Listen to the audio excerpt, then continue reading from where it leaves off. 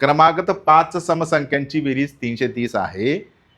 तर सगळ्यात मोठी समसंख्या कोणती? याला काहीच करायचं नाही मित्रांनो, डायरेक्ट तुम्ही कसं सोडवायचं बघा. बरोबर, आता मोठी किती बेरीज किती आहे? 330 आहे. किती संख्या आहे? 5 आहे. 5 ने भाग दिला किती आलंय? 6 पंच 30. 6 पंच 30. ही झाली एक संख्या. आता किती संख्या होत्या क्रमागत? 5 होत्या. आपण त्याच्यामध्ये किती मिळवायचे? आपण 4 मिळून टाकायचे. किती झाले? 70 झाली. सर्वात मोठी काय झाली? मोठी समसंख्या. मोठी समसंख्या. बघा किती सोपं आहे, काय कठीण आहे?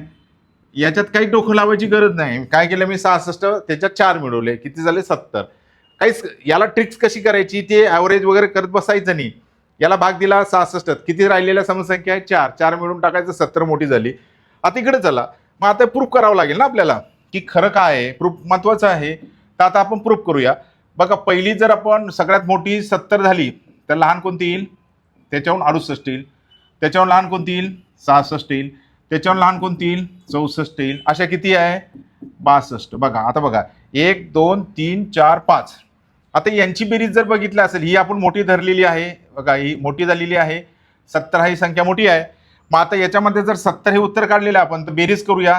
0 8 6 14 14 आणि 4 18 18 आणि 2 20. अच्छा आले 2 8 8 आणि 7 14 14 आणि 6 20 26 26 आणि जर 7 पाहिले तर किती आले? 33. आली का बेरीज? बघा 330. म्हणजे जर टॅली बघितलं तरी आपल्याला उत्तर किती मिळालं? 70 मिळालेलं आहे. हे टॅली केलं आपण. सर्व समसंख्या कशी आली?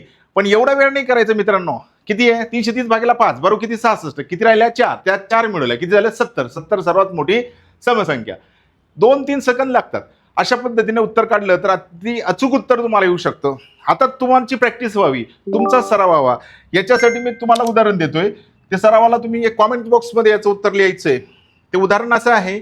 क्रमागत 6 समसंख्यांची बेरीज 510 आहे. तर सर्वात मोठी समसंख्या कोणती? 68 98 का 48 का 90?